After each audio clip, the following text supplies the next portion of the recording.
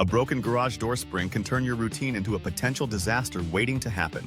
Understanding the crucial role of garage door springs can save you from serious injury and costly repairs. Springs are vital counterbalances that make lifting your garage door smooth and manageable. Without functioning springs, your garage door becomes a heavy burden, increasing the risks significantly.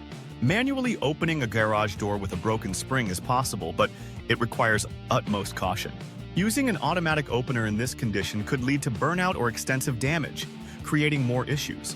Common causes of spring failure include wear and tear, rust, improper maintenance, and temperature fluctuations. Preventing future breakage is vital. Regular lubrication and scheduled inspections can extend your spring's life. Knowing when to call a professional is essential for your safety and your garage door's longevity. Don't risk injury. Trust expert garage door repair services in Southlake to ensure a safe and efficient fix.